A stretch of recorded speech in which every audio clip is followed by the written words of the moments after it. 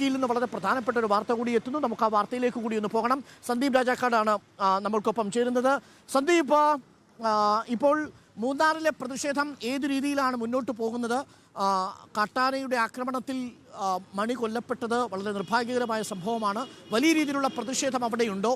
സർക്കാരിൻ്റെ ഭാഗത്തു നിന്നുള്ള പ്രതികരണങ്ങൾ വന്നോ? ഇനി നഷ്ടപരിഹാരമടക്കം നിശ്ചയിക്കാനുണ്ട്. എന്താണ് കുടുംബത്തിൻ്റെ പ്രതികരണം, സന്ദീപ്?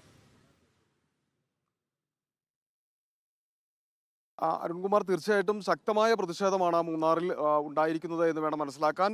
ഇന്നിപ്പോൾ രാവിലെ തന്നെ ആരംഭിച്ച ഹർത്താൽ പുരോഗമിച്ചുകൊണ്ടിരിക്കുകയാണ്. ഇവിടെ കടകമ്പോളങ്ങൾ പൂർണ്ണമായി അടഞ്ഞുകിടക്കുന്നു. അതോടൊപ്പം തന്നെ പ്രവർത്തകർ രാവിലെ തന്നെ പ്രതിഷേധവുമായിട്ട് ഈ മൂന്നാർ ടൗണിന്റെ വിവിധ മേഖലകളിലേക്ക് എത്തുകയും വാഹനങ്ങളടക്കം തടയുന്ന ഒരു സ്ഥിതിയുണ്ട്. ശക്തമായ പ്രതിഷേധമാണ് രേഖപ്പെടുത്തുന്നത്. വയനാട്ടിൽ ഇത്തരം സംഭവങ്ങൾ ഉണ്ടാകുമ്പോൾ, പ്രതിഷേധമുണ്ടാകുമ്പോൾ ഇത്തരം കാര്യങ്ങളിലേക്ക് ശക്തമായ ഇടപെടൽ ഉണ്ടാകുന്നുണ്ട്. നഷ്ടപരിഹാരമടക്കം നൽകുന്നതിന് വേണ്ടിയിട്ടുള്ള നടപടികൾ സർക്കാർ സ്വീകരിക്കുന്നു. എന്നാൽ ഇടുക്കിയിൽ സംബന്ധിച്ചിടത്തോളം കഴിഞ്ഞ ഒരു മാസത്തിനിടയിൽ 4 ആളുകൾ കാട്ടാന ആക്രമണത്തിൽ ജീവൻ നഷ്ടമാകുമ്പോൾ പോലും കാര്യക്ഷമമായിട്ടുള്ള ഇടപെടലോ പ്രതിരോധ മാർഗങ്ങളോ നഷ്ടപരിഹാരങ്ങളോ നൽകുന്ന ഒരു സാഹചര്യമില്ല. അതുകൊണ്ട് തന്നെ ശക്തമായ പ്രതിഷേധത്തിലേക്ക് നീങ്ങുവാനാണ് ഇവിടുത്തെ ആളുകളുടെ തീരുമാനം. ഈ മരണപ്പെട്ട മണിയുടെ കുടുംബത്തിലെ ആർക്കെങ്കിലും ഒരാൾക്ക് സർക്കാർ ജോലി നൽകണം. ഒപ്പം തന്നെ അടിയന്തരമായി നഷ്ടപരിഹാരം തുക ലഭ്യമാക്കുന്നതിന് വേണ്ടിയിട്ടുള്ള ഇടപെടൽ ഉണ്ടാകണം.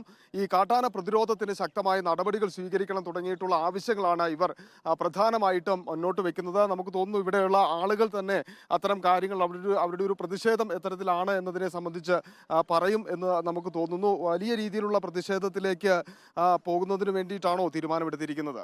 വലിയ രീതിയിലൊക്കെ പ്രതിഷേധത്തിലേക്ക് പോകാനാണ് തീരുമാനം എടുത്തിരിക്കുന്നത്. ഇതിലൊരു തീരുമാനം പരിഹാരം കണ്ടില്ലെങ്കിൽ പ്രതിഷേധം കനക്കുകയാണ്. വയനാടിന്റെ മാതൃകയിലുള്ള മരണങ്ങളോളമായി ഇപ്പൊ 1-2 അല്ല, ഇത് 5-6 മരണങ്ങളായി. ഇതിനൊരു തീരുമാനം പ്രതിഷേധത്തിലാണ് ഇടുക്കിയും സാക്ഷ്യം വഹിക്കുന്നത് എന്നാണ് മനസ്സിലാക്കുന്നത്. നമുക്ക് കൂടുതൽ പ്രതികരണങ്ങൾ എടുക്കാം. സന്ദീപ്, 6 കുടുംബങ്ങളാണ്. ഈ 6 കുടുംബങ്ങളുടെ കാര്യം ചിന്തിക്കണ്ടേ? അപ്പൊ അതുകൊണ്ട് മാക്സിമം ഇതൊന്ന് പെട്ടെന്നൊരു തീരുമാനം ഉണ്ടാക്കി തരണമെന്ന് താഴ്മയായിട്ട് ഫോറസ്റ്റ് ഡിപ്പാർട്ട്മെന്റിലേക്ക് അപേക്ഷിക്കുകയാണ്.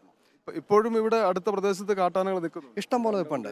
കുറെ കാട്ടാനകൾ എല്ലാ ഭാഗങ്ങളിലായിട്ട്, അതായത് ഇപ്പോൾ പൂപ്പാറ സൈഡിലാണെങ്കിലും ഇതേപോലെ തന്നെ നയമക്കാട് ഭാഗത്തിലാണെങ്കിലും ചിന്നാർ ഭാഗത്തിലാണെങ്കിലും എല്ലാ സ്ഥലത്തും തന്നെ ഈ കാട്ടാനകളുടെ ഹൈറേഞ്ച് മൊത്തം.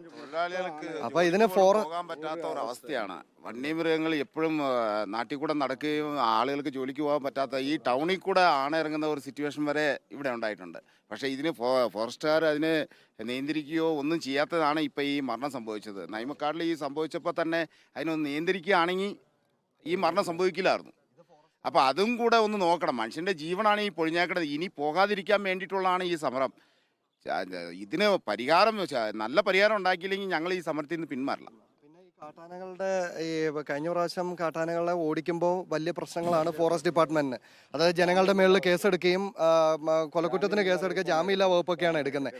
ഇപ്പൊ ഈ ആന ഇങ്ങനെ ചവിട്ടിക്കൊല്ലുന്നു, ഒരു ഇതും പോലും എടുക്കുന്നില്ല. ആനയുടെ മേളിലോ അല്ലെങ്കിൽ ഫോറസ്റ്റ് ഡിപ്പാർട്ട്മെന്റിന്റെ ഭാഗത്തോ ഒന്നും ചെയ്യുന്നില്ലല്ലോ. അപ്പൊ അതുകൊണ്ട് അതിനൊരു തീരുമാനം ഉണ്ടാവണം പെട്ടെന്ന് തന്നെ. അപ്പൊ ഇത് ഒരു മൃഗത്തെ എന്തെങ്കിലും ചെയ്തു കഴിഞ്ഞാൽ അപ്പൊ തന്നെ ഭയങ്കര പ്രശ്നമാണ്.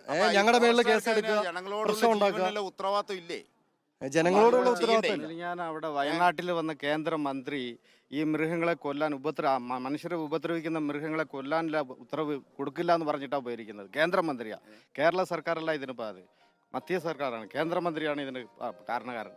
അല്ലെങ്കിൽ ഈ ആനയെ ഓടിക്കുമായിരുന്നു. അവിടെ വയനാട്ടിൽ പുള്ളി വന്ന് പറഞ്ഞിട്ട് പോയത്. കേന്ദ്രമന്ത്രിയാണ് പറഞ്ഞിട്ട് പോയത്. കേന്ദ്ര നിയമമാണ് ഇതിന് ബാധകമായിരിക്കുന്നത്. കേന്ദ്ര നിയമമാണ് ഇതിന് കാരണം, ഇതിനെല്ലാത്തിനും കാരണക്കാരൻ. ഇവിടെ കേരള സർക്കാർ 12 കോടി രൂപ ഇവർക്ക് വേണ്ടി ഒതുക്കി വെച്ചിട്ടുണ്ട്. പക്ഷേ കേന്ദ്ര സർക്കാർ 1 രൂപ പോലും ഒതുക്കിയിട്ടില്ല. ആനകളെ മാറ്റത്തില്ലെന്നാണ് പറയുന്നത് പുള്ളി. മനുഷ്യർ മാറിപ്പോയിക്കൊണ്ടെന്നാണ് പറയുന്നത്. അങ്ങനത്തെ നിയമമാണ് ഇവിടെ ഇരിക്കുന്നത്. ഇതിനൊരു തീരുമാനമാകുന്നത് ആണ് മധ്യ സർക്കാരാണ്, കേന്ദ്ര സർക്കാരാണ് തീരുമാനിക്കേണ്ടത്. പ്രതിഷേധം ഇതുപോലെ തുടരുവാനാണ്. അതെ, തുടരും. ഇതിലും ശക്തമായി തുടരും. വന്യമൃഗങ്ങളില് അതിനെ നിയന്ത്രിക്കണം എന്നുള്ളതാണ് ഞങ്ങളുടെ എല്ലാ ആവശ്യം. ഈ മൂന്നാറുകാരുടെ ആവശ്യം ഈ മൃഗങ്ങളെ നിയന്ത്രിക്കണം എന്നുള്ളതാണ്. അല്ലെങ്കിൽ പിന്നെ ജനങ്ങൾ ഇറങ്ങി നിയന്ത്രിക്കേണ്ട ഗതികേടിലേക്ക് വരുത്തരുത് എന്നാണ് ഞങ്ങൾക്ക് പറയാനുള്ളത്. കാരണം ഞങ്ങൾക്ക് ഇവിടെ ജീവിക്കണം. ഞങ്ങൾക്ക് ഈ മണ്ണ് വിട്ട് പോകാനൊന്നും പറ്റില്ല. അവർ വിചാരിച്ചാലൊന്നും ഒരു ആണയും ചവിട്ടിയാലൊന്നും ഞങ്ങൾ ഇവിടെ നിന്ന് പോകില്ല. ഞങ്ങൾ ഈ മണ്ണ് ജനിച്ചവരാ. ഞങ്ങൾ ഇവിടെ തന്നെ ജീവിക്കും. അതിന് മൃഗങ്ങളെ നിയന്ത്രിച്ചില്ലെങ്കിൽ ഞങ്ങൾ നിയന്ത്രിക്കേണ്ടി വരും. ആ ഗതികേടിലേക്ക് വരരുത്. എന്തായാലും ഡോക്ടർ അരുൺകുമാർ, അത്തരത്തിലാണ് പ്രതിഷേധം ശക്തമായി തന്നെ മുമ്പോട്ട് കൊണ്ടുപോകാൻ വേണ്ടിയിട്ടാണ് തീരുമാനിച്ചിരിക്കുന്നത്. ഈ പറഞ്ഞ കാര്യങ്ങൾക്ക് ഒരു പരിഹാരം ഉണ്ടാകുന്നത് വരെ ശക്തമായ തീർച്ചയായും സന്ദീപ്, പ്രതിഷേധത്തിലേക്ക് അവരുടെ പോകും. ആവശ്യത്തിൽ മറ്റ് ന്യായവുമുണ്ട്. സംഘടനകളും ഇതുമായി ഒരു ബന്ധപ്പെട്ട ജീവൻ പ്രതിഷേധവുമായി നഷ്ടപ്പെട്ടിരിക്കുന്നു. തുടർച്ചയായിട്ട് വന്യജീവികളും മനുഷ്യരും തമ്മിലുള്ള സംഘർഷം വാർത്തയാകുമ്പോൾ വേണ്ടത്ര ഉത്തരവാദിത്വത്തോടു കൂടി വനം വകുപ്പോ സർക്കാരോ പ്രതികരിക്കുന്നില്ല എന്നുള്ളതാണ് അവരുടെ ഒരു പ്രതിഷേധത്തിന്റെ കാരണം. വയനാട്ടിൽ നമ്മൾ കണ്ടതാണ്. ഇപ്പോൾ മറ്റൊരു ദൃശ്യം കൂടി നമുക്ക് പ്രേക്ഷകരെ കാണിക്കാം സന്ദീപ്. ഒരു കാട്ടാനക്കൂട്ടം മൂന്നാർ കോളനിക്ക് സമീപം തമ്പടിച്ചിരിക്കുന്ന ദൃശ്യങ്ങൾ കൂടി പ്രേക്ഷകർ കാണൂ. ഇനിയും അവിടേക്ക് വനം വകുപ്പ് അധികൃതർ എത്തിയിട്ടില്ല എന്നാണ് സന്ദീപ് രാജാക്കാട് റിപ്പോർട്ട് ചെയ്യുന്നത്. ആ ദൃശ്യങ്ങൾ കൂടി ഒന്ന് കണ്ടുവരാം. മൂന്നാർ കോളനിക്ക് സമീപം ഇപ്പോൾ കാട്ടാനക്കൂട്ടം തമ്പടിച്ചിരിക്കുകയാണ്. തത്സമയ കാഴ്ചകളിലേക്ക്. കാട്ടാന ആക്രമണത്തിൽ ഒരാൾ കൊല്ലപ്പെട്ടതിനെ തുടർന്ന് വലിയ രീതിയിലുള്ള പ്രതിഷേധം മൂന്നാറിൽ തുടരുകയാണ്. LDF ആഹ്വാനം ചെയ്ത ഹർത്താൽ ആരംഭിച്ചു കഴിഞ്ഞിരിക്കുന്നു. ഹർത്താലിൽ കടകമ്പോളങ്ങൾ പൂർണ്ണമായി അടഞ്ഞു കിടക്കുകയാണ്.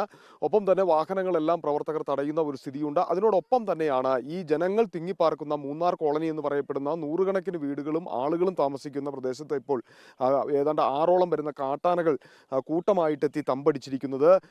ഇതിന് നമുക്ക് കണ്ടാൽ മനസ്സിലാകും. ഇതിന് മുകൾ വശത്തായിട്ട് തോട്ടം തൊഴിലാളികൾ തേയില കൊളുന്തെടുക്കുന്ന സാഹചര്യം വരെയുണ്ട്. അവിടെയാണ് ഇപ്പോൾ ഈ കാട്ടാനകൾ കൂട്ടമായിട്ട് വന്ന് തമ്പടിച്ചിരിക്കുന്ന ഒരു സാഹചര്യമുള്ളത്. ഇവിടെ ഈ കോളനി നിവാസികളായിട്ടുള്ള ആളുകൾ നമ്മോടൊപ്പമുണ്ട്. അവരുടെ ഒരു പ്രതികരണം കൂടി നമുക്ക് ചോദിക്കാമെന്ന് തോന്നുന്നു. ഇത് എപ്പോഴാണ് ചേട്ടാ ഈ ആന വന്നത്? രാത്രി 9 മണിക്ക്. രാവിലെ 7 മണിക്ക് കണ്ടായിരുന്നു.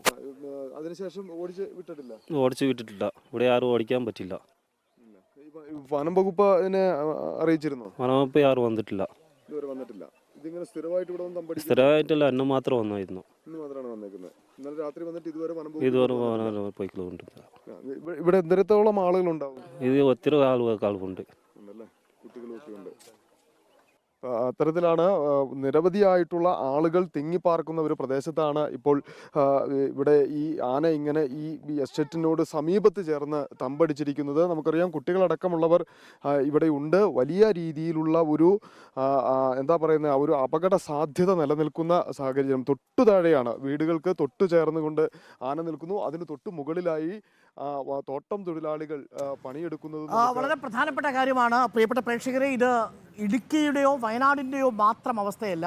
പല ജില്ലകളിലും മനുഷ്യ വന്യജീവി സംഘർഷത്തിന്റെ വാർത്തകൾ വരുന്നു. ഇപ്പോൾ